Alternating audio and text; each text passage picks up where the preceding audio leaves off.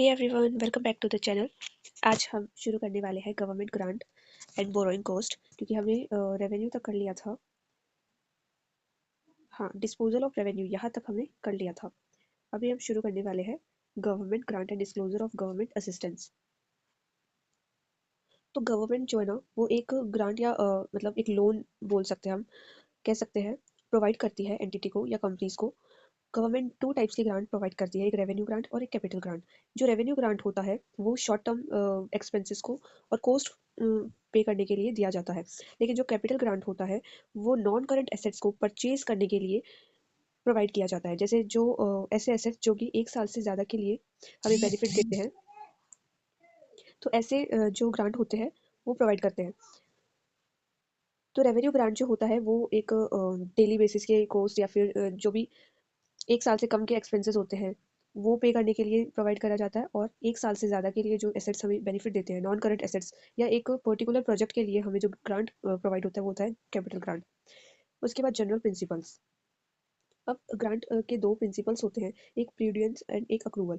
जो प्रूडियंस होता है उसके अंदर जो ग्रांट होता है वो कंडीशन से मैच होनी चाहिए, यानी जो ग्रांट आपने जिस वजह से लिया है वो मैच होना चाहिए। लाइक आपने ग्रांट लिया था 10 स्टाफ को ट्रेनिंग प्रोवाइड करने के लिए, लेकिन वो कंडीशन मैच नहीं हुई है, सिर्फ 9 ही स्टाफ को आपने ट्रेनिंग दी है, तो वो ग्रांट आप कैपिटलाइज या रिकॉग्नाइज नहीं कर सकते जब तक वो कंडीशन फुलफिल नहीं हो जाती है। जब आप टोटल 10 स्टाफ को ट्रेनिंग प्रोवाइड कर देंगे तभी आप उसे रिकॉग्नाइज करेंगे। उसके बाद आता है अक्रूवल। अक्रूवल के अंदर लाइक आपने अगर 10 मिलियन का ग्रांट आपको मिला है, तो जो आपका एक्सपेंडिचर है वो इससे मैच होना चाहिए।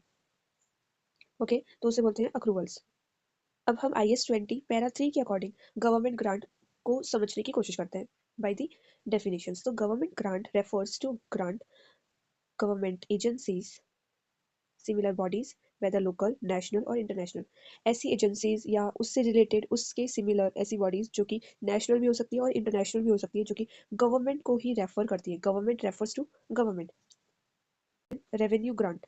The recognition of grant will depend upon the circumstances. If the grant is paid when evidence is produced that certain expenditure has been incurred, the grant should be matched with that expenditure.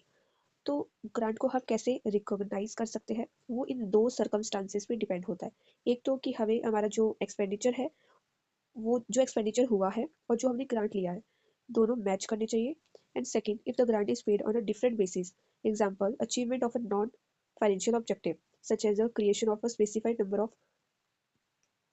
of new jobs, the grant should be matched with the identifiable cost of achieving that objective. तो वो जिस objective के लिए आपने grant को लिया है, उस ऑब्जेक्टिव को आपको पूरा करना होगा। जब वो मैच होंगे तभी आप इसको रिकॉग्नाइज करोगे। अब इन गवर्नमेंट ग्रांट की और रेवेन्यू ग्रांट की, सॉरी, हम ये जो रेवेन्यू ग्रांट पढ़ रहे हैं इसका क्या ट्रीटमेंट होगा हमारा। ओके, तो IS-20 के अकॉर्डिंग इनका ट्रीटमेंट होता है। एक तो कि हम इनको प्रॉफिट एंड लॉस में क्रेडिट करेंगे, एंड सेकंड जो रिलेटेड एक्सपेंस है उसमें से डिडक्ट कर देंगे। लाइक आपने मशीनरी परचेज करी है या plant property and equipment purchase करी है, इसके जो एक्सपेंस होंगे उसमें से आप उसको डिडक्ट कर देंगे। ओके फ्रेंड्स, इससे रिलेटेड आपको अगर हैंड रिटन नोट्स चाहिए then please let me know, I will provide. अब देखते हैं कैपिटल ग्रांट। कैपिटल ग्रांट क्या होता है? IS-20 permits to treatments: write off the grant against the cost of the non current asset and depreciate the reduced cost. तो अगर आपने plant property and equipment के लिए अगर ग्रांट लिया है, तो आप उस कॉस्ट को राइट ऑफ कर दोगे अगेंस्ट दिस PPE, या फिर आप उसके रिड्यूस अमाउंट को, रिड्यूस्ड कॉस्ट को डेप्रिशिएट करोगे एवरी ईयर और until the useful life of the plant property and equipment. Then treat the grant as a deferred credit and transfer a portion of revenue each year, so offsetting the higher depreciation charge on the original cost। आप depreciation original cost पे charge कर सकते हैं, and जो deferred credit है, जो grant है, उसको आप deferred credit की तरह ट्रीट कर सकते हैं। And transfer a portion of revenue each year, और जो रेवेन्यू का एक पोर्शन है आप ईच ईयर उसको ट्रांसफर कर सकते हैं। तो ये दो जो है कैपिटल ग्रांट के लिए ट्रीटमेंट दिए आपको according to IS-20। Then treatment of capital grant. Capital grant के ट्रीटमेंट के लिए यहाँ पे हमें दो मेथड दिए हैं। तो जो ग्रांट हम नॉन करंट एसेट के लिए लेते हैं, यानी कि कैपिटल ग्रांट जो होता है, उसको हम कैसे रिकॉग्नाइज करेंगे? हम उसको उसकी एक्सपेक्टेड लाइफ, जो यूजफुल लाइफ है उसकी, उसको हम should be recognised over the expected useful life of the related asset. जैसे अगर एक प्लांट की यूजफुल लाइफ है 5 years और हमारा गवर्नमेंट ग्रांट जो है वो हमने लिया है कैपिटल ग्रांट 10 लाख का, तो उस 10 लाख को हम 5 years तक रिकॉग्नाइज करेंगे एवरी ईयर और particular amount. Then IS-20 permits to treatment, दो ट्रीटमेंट है, method 1 and method 2। So let's see method 1। On initial recognition, deduct the grant from cost of non-current asset and depreciate the reduced cost। तो पहला method तो आपका यही है कि non current asset जो है उसमें से आप ग्रांट को डिडक्ट करेंगे एंड जो डेप्रिसिएशन कॉस्ट है वो आप रिड्यूस्ड कॉस्ट पे चार्ज कर सकते हैं। देन मेथड 2 में क्या है, recognise the grant initially as deferred income and transfer portion to revenue each year, offsetting the higher depreciation charge based on the original cost. So, grant related to an asset can be accounted for using either the deferred income or by deducting from the asset's carrying amount. And grant related to assets may similarly either be shown in the income or deduct from the expense or either shown in the income. Okay, तो आगे बढ़ते हैं। ये जो आपके test और understanding है, आप अपने क्लासेस के टाइम पे या ये चैप्टर करने के टाइम पे ये ज़रूर करे होंगे, और नहीं कर रहे तो प्लीज़ करिए, क्योंकि ये रिवीजन वीडियो है तो हम टेस्ट और अंडरस्टैंडिंग्स नहीं कर सकते हैं बिकॉज इसमें बहुत टाइम जाएगा। अभी हम सिर्फ रिवीजन कर रहे हैं बिकॉज ये जो मंथ है इस टाइम तक आपका सिलेबस पूरा हो जाना चाहिए था। वैसे तो अगर नहीं हुआ है तो आप टारगेट सेट करिए एंड कैसे भी करके in the end of this month please complete your syllabus. और अगर आप इस मंथ के एंड तक नहीं कर पा रहे हैं तो लास्ट आपको 5 या 6 फरवरी तक अपना सिलेबस कंप्लीट करना ही होगा। उसके बाद में जो टाइम बचेगा then you can practice mock test and past papers को भी सॉल्व कीजिए। Exam kit and BPP kit भी आपको सॉल्व करनी है। अगर इतना सब करके जाएंगे देन बिलीव मी आप पास हो जाएंगे। पासिंग से ज़्यादा मार्क्स आपको लाने हैं। दिमाग में आपको ये रखना है कि हमें रैंक लानी है, तभी जाके हम अ, उससे थोड़ा नीचे आ पाते हैं ना। इसीलिए आपको ये चीज़ ध्यान में रख के अपना सिलेबस कंप्लीट करना है। और अगर आपका सिलेबस कंप्लीट हो गया है तो मेरी ये वीडियोस आपके लिए बहुत हेल्पफुल होंगी, क्योंकि आप हर दिन अगर थोड़ा थोड़ा 2x की स्पीड में ये रिवीजन वीडियो देखेंगे तो कॉन्सेप्ट आपके माइंड में रहेंगे। देन आगे बढ़ते हैं, रीपेमेंट ऑफ ग्रांट। अब ग्रांट तो हमें मिल गया है लेकिन उनको हमें रीपे भी तो करना है, क्योंकि वो एक लोन है, हमारी इनकम नहीं है, इनकम है बट हमें कभी ना कभी उनको रीपे भी करना होगा। तो रीपेमेंट कैसे होगा ग्रांट का वो देखते हैं। So in some cases, grant may need to be repaid if the condition of the grant are breached. Breached मतलब कि किसी तरीके से वो कंडीशन फुलफिल नहीं हुई है। जो दो हमारे क्राइटेरिया थे रिकॉग्नाइज करने के, किसी तरीके से वो नहीं हुए, इसीलिए हमें ग्रांट को रीपे करना पड़ सकता है। Then if there is an obligation to repay the grant and repayment is probable, probable का मीन्स होता है more than 50%, sorry, more than 50%, okay, then it should be provided for in accordance with requirement IS 37। तो IS 37 और IS 10 वाला जो chapter था उस पे आपने देखा होगा कि इसका ट्रीटमेंट कैसे होगा। And if the condition is condition of breach then the deferred income should be removed with an expense recorded in statement of profit and loss, and no prior year adjustment should be made। कोई prior year adjustment नहीं होगा।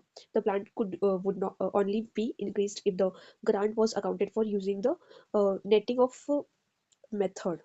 okay, okay, so let's see इसमें क्या लिखा है।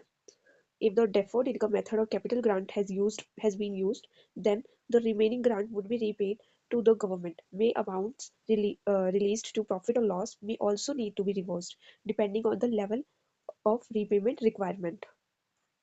So if the deferred income method for capital grant has been used, तो जो remaining grant का जो amount होगा ना वो हमें government को repay करना होगा।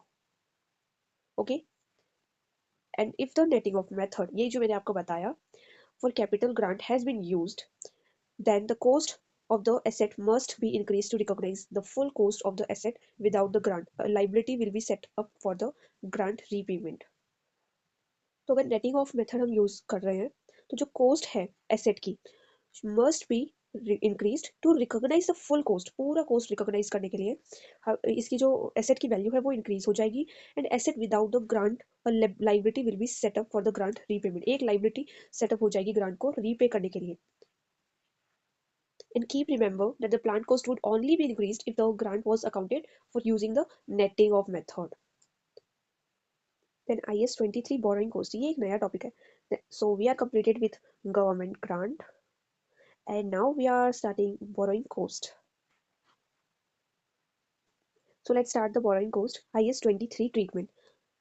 देखिए इस चैप्टर में हमने IS 16 देखा, IS 20 जो कि गवर्नमेंट ग्रांट पे था, और अभी IS 23. ये तीनों IS हमारे कवर हो जाएंगे इसी चैप्टर में. सो IS 23 के अकॉर्डिंग ट्रीटमेंट क्या होता है बोरोइंग कोस्ट का. और बोरोइंग कोस्ट होता क्या है? वो कोस्ट जो कि हमने बोरो करा है, कोई अमाउंट हमने बोरो करा है, उस पर अगर इंटरेस्ट भी लग रहा है तो वो भी हमारा बोरोइंग्स पे कोस्ट ही है ना. सो IS 23 borrowing cost regulates the extent to which entities are allowed to capitalize borrowing cost incurred on money borrowed in finance the acquisition or certain assets. तो बोरोइंग कोस्ट एक फाइनेंस कोस्ट हम बोल सकते हैं. ये एक ऐसा कोस्ट होता है जिसमें एंटिटी जो है बोरोइंग कोस्ट को कैपिटलाइज करती है.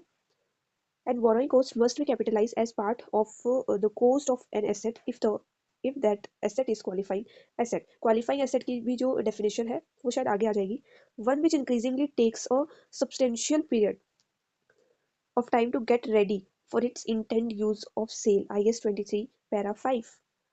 So borrowing cost must be capitalized as part of cost of an asset. अगर हम किसी पर्टिकुलर एसेट के लिए हम अगर बोरोइंग कोस्ट इनकर्ड कर रहे हैं, देन जो एसेट की कोस्ट है उसको उसका पार्ट मान के ही हम उसको कैपिटलाइज करते हैं. Then commencement of capitalisation. And C borrowing cost incurred to construct और create and qualifying asset. Borrowing cost हम लेते ही इसलिए है ताकि हम एक क्वालिफाइंग एसेट को क्रिएट कर सके या कंस्ट्रक्ट कर सके. और क्वालिफाइंग एसेट होता क्या है? Any asset which takes a longer duration. कोई भी एसेट जो कि बनने के लिए एक लॉन्गर ड्यूरेशन ले रही है. To construct refinery ships, commercial properties, hydro electric power station, nuclear power station, ये सारे एग्जांपल्स हैं क्वालिफाइंग एसेट्स के. Then commencement of capitalization. IS 23 states that the capitalizing borrowing cost should commence when all the following conditions are met. 1, 2, 3. तो ये तीनों condition जब fulfil होंगी तभी हम बोरोइंग कोस्ट को कैपिटलाइज करेंगे. क्वेश्चंस आते हैं इस टाइप के कि आप इस कोस्ट को कैपिटलाइज करोगे या नहीं करोगे. तो उसके लिए आपको ये चीजें पता होनी चाहिए. That's why the conceptual revision is necessary for us. अभी अगर आप कॉन्सेप्चुअल रिवीजन इस टाइम पे कर रहे हो ना, देन बिलीव मी आपको फरवरी में मॉक्स एंड पास पेपर देने में कोई प्रॉब्लम नहीं आएगा, बिकॉज आपका कॉन्सेप्चुअल बेस जो है ना वो एक स्ट्रॉन्ग पोजिशन में होगा. Then expenditure for asset is being incurred. जो एसेट के लिए एक्सपेंडिचर है वो हो रहा है. Borrowing cost are being incurred. Activities that are necessary to prepare the asset for its intend use और सेल आर इन प्रोग्रेस. तो एसेट को प्रिपेयर करने के लिए जो भी नेसेसरी एक्टिविटीज हैं वो चल रही है. तो ये तीनों कंडीशन जब होंगी ना तब हम बोरोइंग कॉस्ट को कैपिटलाइज कर सकते हैं. लाइक इस टाइप के क्वेश्चन भी आते हैं कि आपको एक क्वेश्चन दिया है कि एक एसेट है, आप एक प्लांट बनाने के लिए आपने एक बोरोइंग कॉस्ट लिया है 10 lakhs का. ओके, और वो आपने जनवरी में लिया है. ठीक है, जनवरी में लिया है. एंड उस लेकिन कंस्ट्रक्शन जो है आपका मई में स्टार्ट हो रहा है. तो आप कैपिटलाइज कौन सी डेट से करोगे? 1 जनवरी से करोगे या 1 मई से करोगे? ऑब्वियसली 1 मई से करोगे, क्योंकि देखो ये कंडीशन वेट करना बहुत ज़रूरी है. आपने बोरोइंग कॉस्ट इनकर्ड कर रहे हो लेकिन उस पे फाइनेंस कॉस्ट भी आप इसी रेट से शुरू करोगे. और जो भी एसेट के ऊपर एक्सपेंडिचर हो रहा है वो भी इसी मंथ से तो स्टार्ट होगा ना, क्योंकि कंस्ट्रक्शन ही मई से स्टार्ट हो रहा है. तो जो जब कंस्ट्रक्शन स्टार्ट होगा वो बोरोइंग कॉस्ट आप कैपिटलाइज करोगे. बट जो इससे पहले भी इंटरेस्ट तो लगेगा, क्योंकि बोरोइंग कॉस्ट हमने बोरो कर लिया है ना मनी को, तो उसमें इंटरेस्ट तो हमारा जनवरी से लगेगा. तो जनवरी से लेके मई तक जो भी हमारा एक्सपेंडिचर होगा वो हो जाएगा प्रॉफिट एंड लॉस में as an expense. Okay, and जो मई से स्टार्ट होगा ना, लाइक एसेट को बनने में दिसंबर में एसेट जो है वो रेडी हो गई, तो मई से लेके जो दिसंबर है ना इसके बीच में जो भी फाइनेंस कॉस्ट और जितने भी expenditure related to borrowing cost and related to the asset, वो एक्सपेंस को हम करेंगे कैपिटलाइज. आई होप आपको ये कॉन्सेप्ट अच्छे से समझ में आ गया हो. बहुत इंपॉर्टेंट है, हर क्वेश्चन में आपको देखने को मिलेगा. अगर आपने कैप्लन के एग्जाम किट के कुछ क्वेश्चन सॉल्व करे ना तो आपको ये कॉन्सेप्ट देखने को जरूर मिला होगा. Then the rate of interest to be taken. कौन सा इंटरेस्ट रेट हम यूज करेंगे to calculate the borrowing cost. Where funds are borrowed specifically to acquire a qualifying asset, borrowing cost which may be capitalized are those actually incurred less any investment income on the temporary investment of the borrowing cost and the capitalization period. तो कौन सा हम coast capitalise करेंगे? कोई भी अगर investment जो actually में हमने इनकर्ड करा है ना एक्सपेंस, उसको ही हम कैपिटलाइज करेंगे। अगर इन्वेस्टमेंट इनकम है तो उसको उसमें से लेस कर देंगे, क्योंकि मान मैंने आपको जो एग्जांपल दिया जनवरी से लेके मई तक का, ओके, तो आपने अगर 10 लाख का भी लिया है ना, 10 लाख का अगर आपने बोरो करा है और उसमें से 5 लाख आपने यूज में नहीं लिया है मई के बाद में भी, कंस्ट्रक्शन तो मई से स्टार्ट हो गया है, तो पूरा अमाउंट आप थोड़ी एक बारी में यूज कर लोगे। आपने अगस्त में यूज करा है बाकी के 5 लाख को, मई से आपने शुरू करा और अगस्त तक आपने 5 लाख यूज करा और बाकी के 5 लाख आप यहाँ से शुरू कर रहे हो। तो जो अब आपने क्या किया, मई के अंदर ये जो 5 लाख है आपने इन्वेस्ट कर दिया कहीं और, तो वो जो इन्वेस्टमेंट इनकम आपको वहां से गेन हुई है ना, वो आप इसमें से पूरी कॉस्ट में से, फाइनेंस कॉस्ट में से डिडक्ट कर देंगे, ओके, लेस कर देंगे। Then on temporary investment, temporary investment था क्योंकि अगस्त के बाद में तो हमें उस मनी की जरूरत होगी, इसीलिए हमने बोरो करा है, तो वो एक टेम्परेरी इन्वेस्टमेंट था, इसीलिए हम उसको लेस कर देंगे जो भी हमारा कॉस्ट होगा। और borrowing cost during the capitalisation period, जो भी कैपिटलाइजेशन पीरियड है, जैसे कि दिसंबर को हमारा कंस्ट्रक्शन कंप्लीट हो जाएगा, तो मई से लेके दिसंबर के बीच में अगर हमने कुछ भी इन्वेस्टमेंट टेम्परेरी इन्वेस्टमेंट किया है तो उसको हम लेस कर देंगे फाइनेंस कॉस्ट में से, ओके। सो आई होप आपको ये कॉन्सेप्ट समझ में आया हो, बिकॉज ये बहुत इंपॉर्टेंट कॉन्सेप्ट है, इसीलिए मैं आप अपनी पूरी कोशिश करूंगी कि आपको ये समझ में आए। एंड सी एक बहुत इंपॉर्टेंट सा टॉपिक है ये कि वेटेड एवरेज कॉस्ट कैसे निकालेंगे। आपको दिया है, मैं आपको एग्जांपल के थ्रू ही समझाऊंगी बिकॉज इंपॉर्टेंट टॉपिक है, सो नो रिस्क। तो देखिए, आपको कॉस्ट जो आपको आपने लोन ले रखे हैं दो टाइप के, एक आपने लिया है, देखिए इलिस्ट्रेशन के थ्रू समझा देती हूँ मैं आपको। If an entity had 10 million loan, 10 million for 6% interest, 6% का इंटरेस्ट लग रहा है इस लोन पे, ओके, एंड 2 मिलियन का लोन है जिसमें 8% लोन लग रहा है, 8% का इंटरेस्ट लग रहा है, तो टू टाइप्स के आपके पास लोन है। अभी आपको इसका वेटेड एवरेज निकालना है। आपको क्वेश्चन में इस तरीके से दिया होगा कि एक एक्सपेंडिचर है, एक बिल्डिंग कंस्ट्रक्ट करने के लिए आपको एक पर्टिकुलर अमाउंट दिया जाएगा कि 10 लाख का यूज हुआ है, और आपके पास लोन है दो, और दोनों में से ही यूज हुआ है, तो आप ये वाला इंटरेस्ट यूज करोगे, ये वाला इंटरेस्ट यूज करोगे, तो इसके लिए आपको यूज करना होगा weighted average method. Weighted average method use करना होगा इसके लिए आपको। तो वो फाइंड आउट करने के लिए ये तरीका है कि आपका जो 10 मिलियन का लोन है वो यहाँ पे लिख दीजिए, और जो इंटरेस्ट है वो यहाँ पे, इसको इंटू कर दीजिए आपस में, और 2 मिलियन का लोन एंड इंटरेस्ट यहाँ पे, एंड जो लोन का सम होगा यानी 10 million plus 2 million, 12 million divide में डाल दीजिए। देन इसको सॉल्व करने के बाद आपको जो इंटरेस्ट मिलेगा वो इंटरेस्ट रेट यूज करना है, ना ये करनी है ना ये करनी है, आपको ये वाली इंटरेस्ट यूज करनी है। तो जो 10 लाख का अगर आपने कंस्ट्रक्शन पे आपका एक्सपेंस आ रहा है, तो आप उसको 10 से इंटू करेंगे 6.33%, जो कि हमने वेटेड एवरेज मेथड के थ्रू निकाला है, ओके। सो इस तरीके से ये क्वेश्चन सॉल्व हो जाएगा आपका। देन बोरोइंग कॉस्ट को कैपिटलाइज करने के लिए ये दो कंडीशन है, substantially all activities necessary to prepare the qualifying asset for its intend use और sale are complete. IAS 23 para 21 वही बात बार बार बता रही है, क्योंकि जरूरी होती है ना चीजें, उसके लिए बार बार इनका यूज होता है। जो भी नेसेसरी एक्टिविटीज यूज हो रही हैं एसेट को प्रिपेयर करने के लिए, एक क्वालिफाइंग एसेट को प्रिपेयर करने के लिए, and the construction is suspended example due to industrial dispute.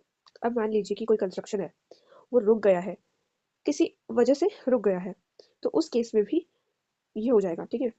उसके बाद में अब ये एक नेक्स्ट टॉपिक शुरू हो जाता है, इन्वेस्टमेंट प्रॉपर्टी, ओके। सो IAS 16 हो गया है, IAS 20 हो गया, IAS 23 हो गया है, एंड नाउ IAS 40। तो ये चारों IAS कंप्लीट हो जाएंगे हमारे इसके अंदर। तो इस टॉपिक की है ना थ्योरी बहुत इंपॉर्टेंट है। क्यों ऐसा मैं बोल रही हूँ, क्योंकि MCQ बेस्ड क्वेश्चन में इस टॉपिक से रिलेटेड आपको कॉन्सेप्चुअल चीजें पूछी जाती है, तो इसकी एक एक लाइन इंपॉर्टेंट है, तो समझिएगा। इन्वेस्टमेंट प्रॉपर्टी इज लैंड और अ building held to earn rental or capital appreciation or both. IS 40 para 5 rather than for use by the entity or for sale in the ordinary course of business. अब investment property क्या है, investment property क्या criteria है, तो definition ही बहुत important चीज है इस टॉपिक की। तो कि जो लैंड और बिल्डिंग इस टाइप की जो एसेट्स हैं जो कि हम रेंट अर्न करने के लिए या फिर कैपिटल एप्रिसिएशन, दोनों में से कुछ भी या दोनों ही करने के लिए जब हम परचेज करते हैं उस एसेट को, तो वो इन्वेस्टमेंट प्रॉपर्टी आता है।